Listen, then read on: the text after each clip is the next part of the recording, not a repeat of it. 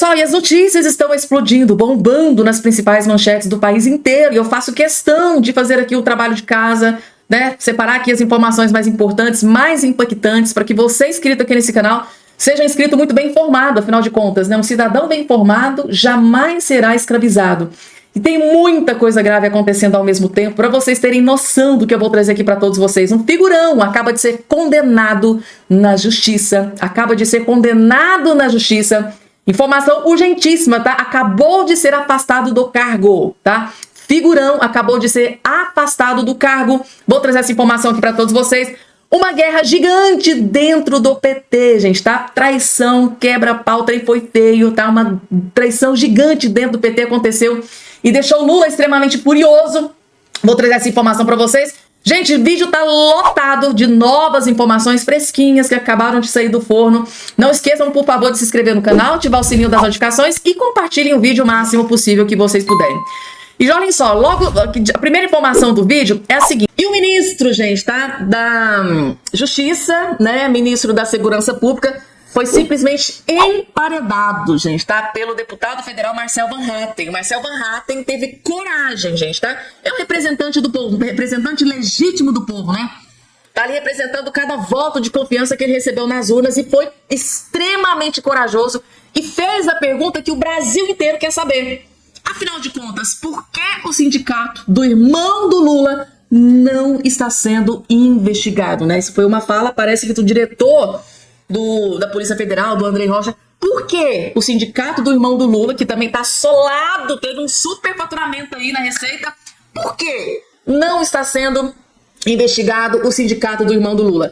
Foi emparedado, tá? O ministro Lewandowski foi colocado contra a parede, foi encurralado pelo deputado federal. E eu vou colocar aqui momento constrangedor contra o Lewandowski, que é esse que está aparecendo aqui na sua tela. Esse vídeo aqui tá mais completinho, trazendo aqui as perguntas, porque o Marcel Van Hatten fez várias perguntas. E esse é o vídeo mais importante que você vai assistir esse vídeo hoje, porque o Lewandowski responde as perguntas. Principalmente, por que não está sendo investigado o sindicato do irmão do Lula? Assistam, gente, tá? É um dos vídeos mais importantes que você vai assistir nesse dia de hoje. Vejam só. Por que o seu chefe da Polícia Federal deu entrevista ao meio de comunicação ICL falando sobre as investigações em curso que, até onde se sabe, estão sob sigilo? Elas estão mesmo sob sigilo ou não? E segundo lugar, senhor ministro, se elas estão sob sigilo, por que ele disse na entrevista que o Sindinap, cuja diretoria é integrada pelo Frei Chico, irmão de Luiz Inácio Lula da Silva, por que ele disse que essa entidade não estava sendo investigada? Se está sob sigilo aqui, tem policial, não tem? Pode o diretor da polícia primeiro saber sobre a investigação, ministro? Pode, em segundo lugar, sabendo que não deveria saber, dar entrevista dizendo que tal entidade não está sob investigação? Terceiro, senhor ministro, por que ele fez questão de isentar a entidade cuja diretoria é integrada pelo irmão do Lula? Ele estaria protegendo o Lula?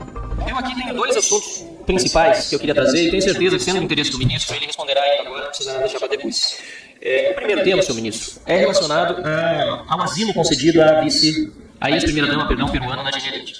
Eu lhe digo com toda franqueza, ministro Carlos Lewandowski, que eu dei entrevista na mínimo 10 meios de comunicação peruanos de todos os aspectos políticos, linhas editoriais, na semana passada, possíveis. E nenhum, absolutamente nenhum, conseguia entender a resolução do governo brasileiro em considerar refúgio a uma pessoa condenada por corrupção pela justiça do seu país.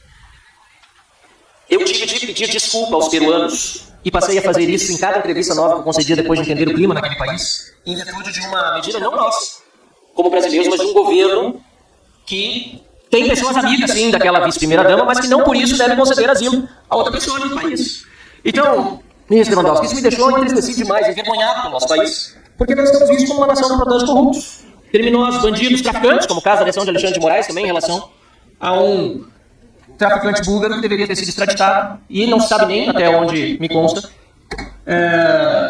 qual o seu paradeiro, não sabe qual o seu paradeiro. Pois bem, esse é o primeiro ponto, e queria lembrar também, Vossa Excelência, que quando tratamos esse ponto de crimes internacionais, nós estamos muito preocupados porque o Brasil sempre foi visto como um país que busca a resolução dos conflitos da paz, tem uma boa diplomacia, e a forma como hoje o governo está sendo visto no mundo é muito deletério. Pela amizade com Maduro, pela amizade com corruptos, pela forma como bem tratado. Sei que esse é outro ministério, mas o Ministério da Justiça foi quem concedeu o refúgio e queria informações de Vossa Excelência a esse respeito, como isso foi concedido. Segundo ponto, roubo dos aposentados, o dinheirinho das pessoas que durante anos contribuíram para o INSS e agora estão descobrindo um roubo consistente. Eu quero trazer apenas um dado, e o seu chefe da Polícia Federal não está aqui, o senhor deve se lembrar de mim da outra reunião, que estava ao seu lado ele, dessa vez ele não está aqui para poder talvez responder diretamente, mas tenho certeza que a Excelência saberá dar a minha resposta. Por que o seu chefe da Polícia Federal deu entrevista a um meio de comunicação ICL falando sobre as investigações em curso que, até onde se sabe, estão sob sigilo? Elas estão mesmo sob sigilo ou não? Em segundo lugar, senhor ministro, se elas estão sob sigilo, por que ele disse na entrevista que o Sindinap, cuja diretoria é integrada pelo Frei Chiquinho, Frei Chico, isso, irmão de Luiz Inácio Lula da Silva, por que ele disse que essa entidade não estava sendo investigada? Se está sob sigilo aqui, tem policial, não tem? Pode o diretor da polícia primeiro saber sobre a investigação, ministro? Pode, em segundo lugar, sabendo que não deveria saber, dar entrevista dizendo que tal entidade não estava sob investigação? Terceiro, senhor ministro, por que ele fez questão de isentar a entidade cuja diretoria é integrada pelo irmão do Lula? Ele estaria protegendo o Lula? Finalmente, nós temos os dados do Sindinap. O Sindinap de 2020 a 2021 saltou de 23 milhões recebidos para 48 e passou para 154. Os dados ninguém tem. Está aqui em primeira mão, vou deixar para Vossa Excelência. Ninguém tem, pelo menos não foi publicado até agora. Eu quero saber se esse sindicato tem toda essa histórico e o seu chefe da Polícia Federal decidiu dizer que na investigação não estava esse sindicato envolvido, ele estaria prevaricando?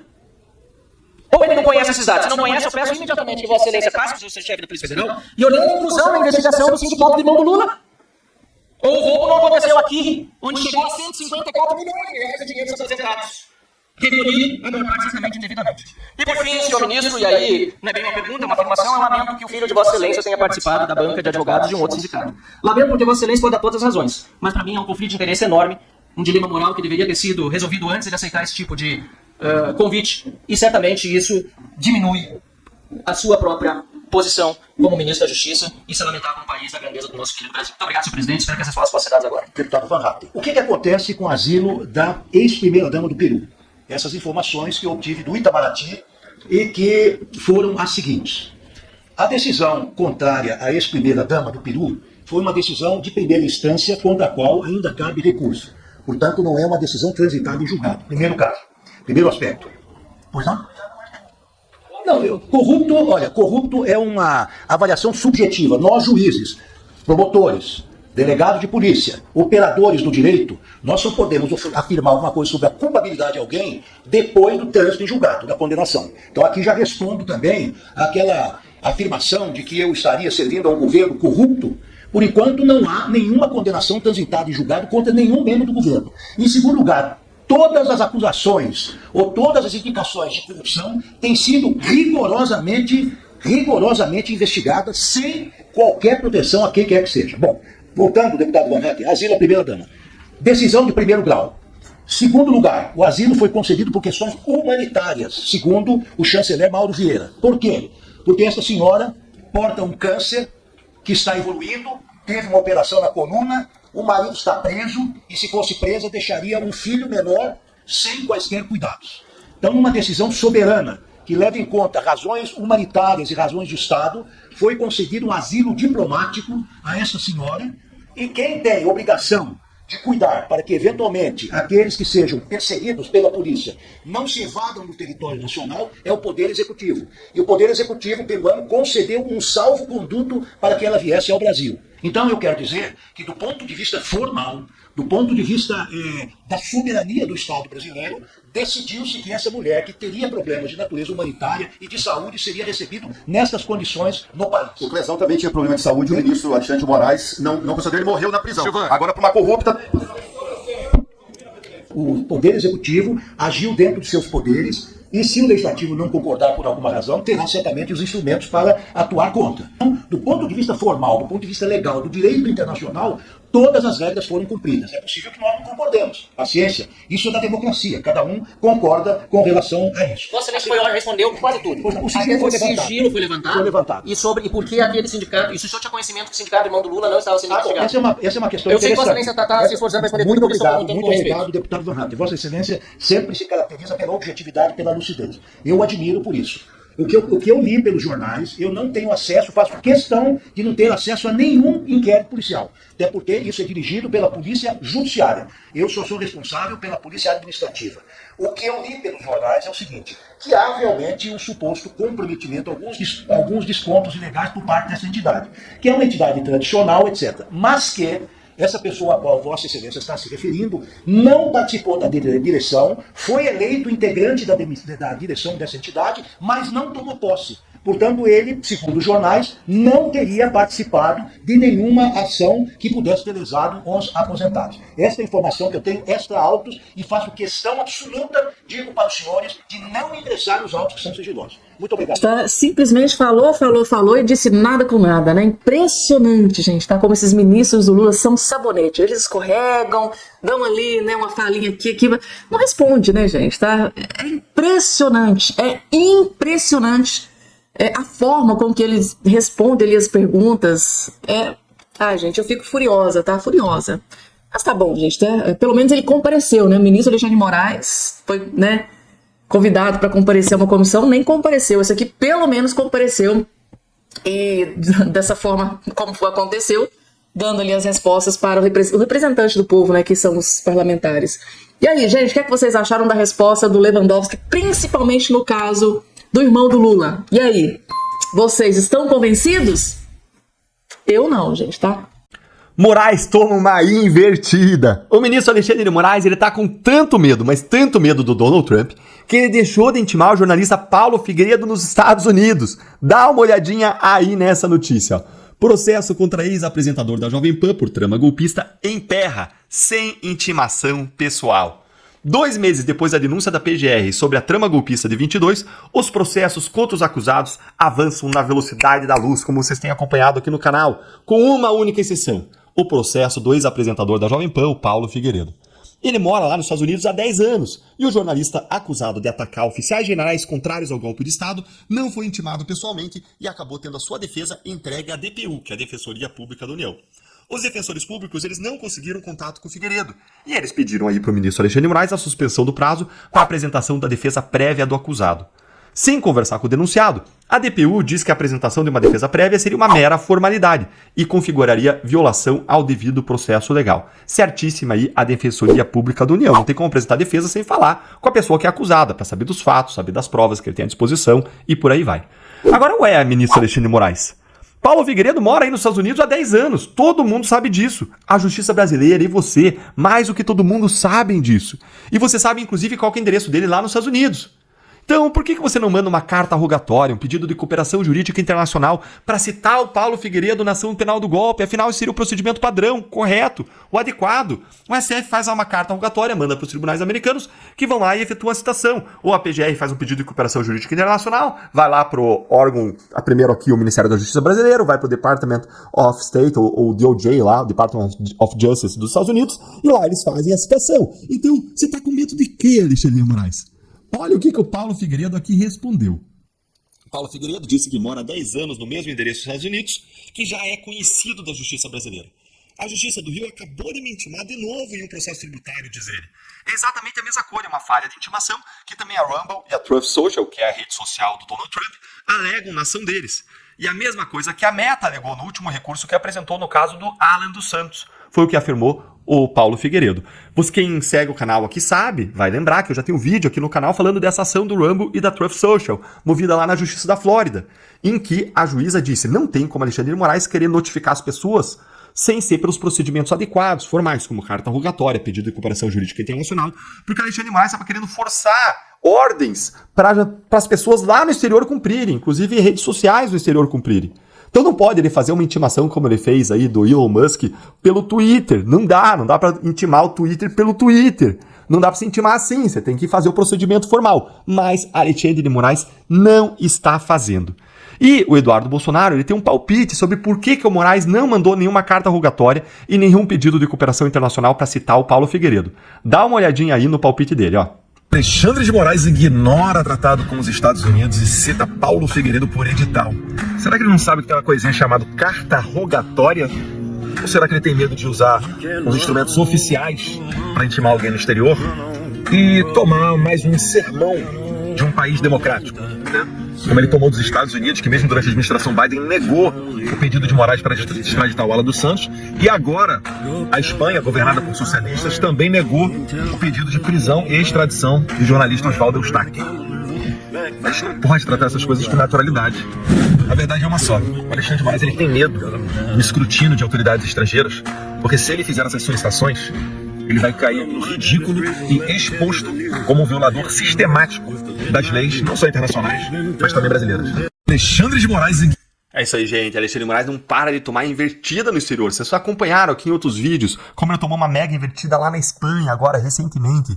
E olha, parece que o medo do Moraes ele é tão grande que, em vez de seguir o procedimento formal e legal correto, o Moraes cometeu uma ilegalidade dupla. O que ele fez? Ele mandou citar o Paulo Figueiredo por edital, como disse Eduardo Bolsonaro. Ou seja, você vai lá e publica o edital com a notícia do processo para citar a pessoa, em vez de entregar para ela as informações concretas, reais sobre o processo nas mãos dela.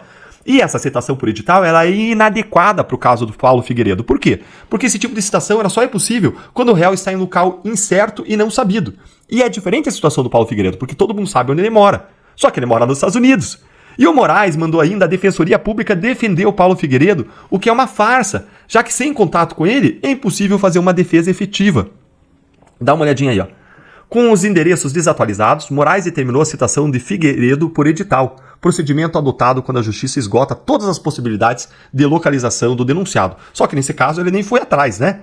O ministro ainda determinou que a DPU escolhesse um defensor público para representar o acusado no processo. Na prática, está-se a atribuir à Defensoria Pública da União a elaboração de uma defesa meramente formal, que não surge do contato com o denunciado e, portanto, não constitui uma verdadeira defesa, diz o defensor público Gustavo Zortea.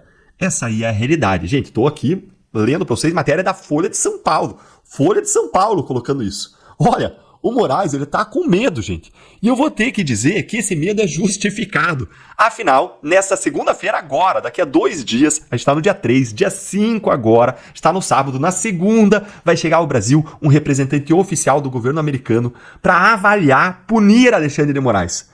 Que então colocou o Alexandre de Moraes na berlinda. Se ele mandar alguma coisa para os Estados Unidos para querer citar o Paulo Figueiredo, os Estados Unidos vai olhar aquele processo, aquela denúncia, vai dizer, isso aqui é fajuta. Paulo Figueiredo exerceu a liberdade de expressão, ele estava no papel de jornalista, não tem nada de errado.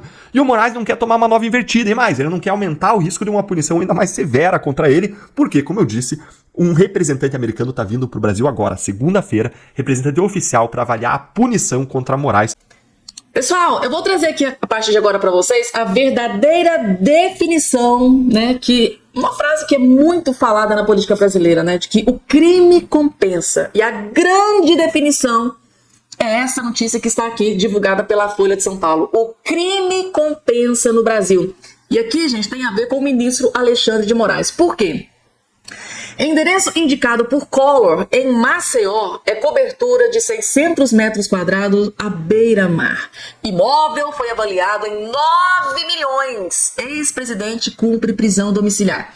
Ou seja, gente, tá? Olha só que grande coincidência. O Collor, né, o Fernando Collor de Mello, ex-presidente da República, foi condenado na justiça por um escândalo de corrupção, onde ele foi acusado de roubar 20 milhões de reais. Aí ele vai passar a sua prisão domiciliar em uma cobertura luxuosa no valor de 9 milhões de reais. Essa é ou não é a definição de que o crime compensa no Brasil, gente, tá?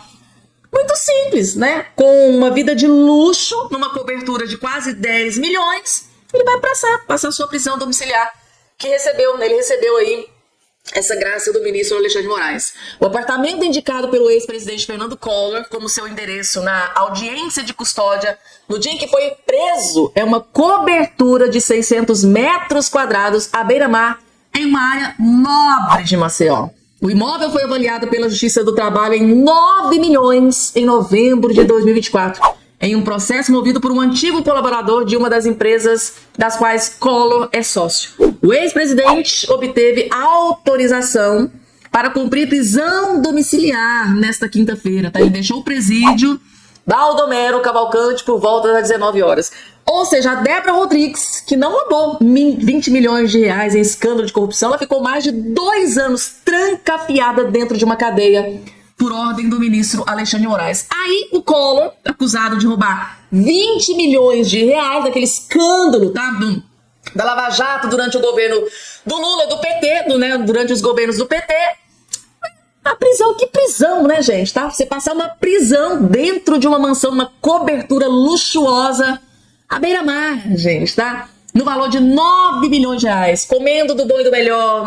Gente, isso é Brasil, gente, tá? Esta é a verdadeira definição de que o crime compensa no Brasil. Você rouba, segundo as investigações, rouba milhões. No caso aqui, ele foi acusado de usurpar 20 milhões na época da Lava Jato. E hoje vai ficar preso, né? Prisão domiciliar, uma cobertura de uma cobertura luxuosa de 9 milhões de reais. E aí, gente? O crime compensa ou não compensa no Brasil? Coloca aqui embaixo a sua opinião. Gente, e o Lula, gente, que acaba de tomar aqui uma decisão sobre o Carlos Lupe, ó. Em meio ao escândalo do INSS, Lula convoca reunião com o Lupe e pode demiti-lo, gente, tá? Tá aqui a matéria do portal de notícias Metrópolis. O presidente Lula se reúne na tarde dessa sexta-feira com o ministro da Previdência, o Carlos Lupe, tá? Diante do escândalo envolvendo fraudes em descontos de aposentados e pensões do INSS. A reunião não estava na agenda e deve acontecer por volta das 16 horas, tá? O Metrópolis apurou que a conversa entre o Lula e o pedetista, né, pode culminar com a demissão do ministro da Previdência, o Carlos Lupe, do PDT. O encontro não estava previsto na agenda do Lula. Foi uma reunião marcada de última hora, porque dessa reunião vai sair a decisão. Ou ele continua ou sai do governo Lula, gente, tá? Essa resposta diz que vai sair dessa reunião que foi marcada às pressas para acontecer na tarde desse dia de hoje. Depois das denúncias, o INSS iniciou investigações, né, internas, CGU e Polícia Federal, abriram apuração, né, desconto dos aposentados. É esse escândalo que vocês vêm acompanhando, gente. Então, o Lula tomou a decisão, marcou reunião à pressa para decidir, porque esse escândalo, gente, tá prejudicando muito. O Lula, que já vinha despencando aí na sua popularidade nas últimas pesquisas, o Lula tá desesperado para resolver essa questão e passar régua, né? E para ele é assim, vamos decidir se sai ou não sai, vai pedir demissão ou eu vou ter que demitir, passar régua, porque o Lula, com certeza, gente, daqui amanhã ou depois deve sair aí mais uma cortina de fumaça. Tô curiosa para ver qual que vai ser a próxima cortina de fumaça para tentar encobrir o escândalo do INSS, porque é assim que age os governos do PT. Agora, gente, tá? Larguem tudo que vocês estão fazendo para prestar muita atenção, porque essa parte aqui é mega importante. Uma matéria, gente, da revista Veja, tá? A revista Veja publicou uma matéria que gerou grande repercussão, gerou uma celeuma gigante, porque a matéria aqui diz o seguinte: líder do PL no Senado diz que, sem anistia, Alexandre de Moraes e Luiz Roberto Barroso vão presos, tá? Segundo o líder do PL no Senado, tá? Sem anistia, Moraes e Barroso vão presos. A matéria que é isso que está aparecendo aqui na sua tela, gente. Ele é líder do PL no Senado e ele fez aí esse comentário gravíssimo, tá? O líder do PL no Senado, Carlos Portinho, que é esse que está aparecendo aqui na sua tela, afirmou que se não houver uma anistia ampla, geral e irrestrita pelos atos do 8 de janeiro de 2023, os ministros Alexandre de Moraes e Luiz Roberto Barroso do STF vão presos, gente, tá? Tá aqui na tela, vou até sublinhar, porque essa frase saiu da boca do líder do PL, tá? No Senado Federal. Então, segundo ele, Alexandre de Moraes e Luiz Roberto Barroso vão presos por acusação de abuso de autoridade no julgamento de pessoas envolvidas nos ataques à sede dos três poderes. Ou seja, ele está alegando abuso de autoridade no julgamento de pessoas envolvidas nos ataques à sede dos três poderes. Para Portinho, o projeto de anistia para o qual o PL busca aprovar, né, em regime de urgência na Câmara, englobaria o Supremo. A direita vai voltar ao poder em 2027. Se não tiver anistia, vai ter CPI do abuso de autoridade, CPI da lava-toga, impeachment de ministros, 1 a 1, disse o senador em jantar da Frente Parlamentar pelo Livre Mercado, gente, tá? O FPLN.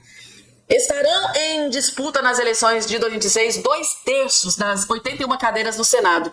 Uma das prioridades do ex-presidente Bolsonaro é formar uma maioria de direita na casa, por onde tramitam pedidos de impeachment de ministros do STF. Moraes é relator de todas as ações relativas ao 8 de janeiro que estão sendo julgadas na primeira turma. Atual presidente do Supremo, Barroso, não participa das turmas, mas sofreu críticas do bolsonarismo por ter rejeitado pedidos para levar ao plenário da Corte o julgamento do chamado Núcleo 1.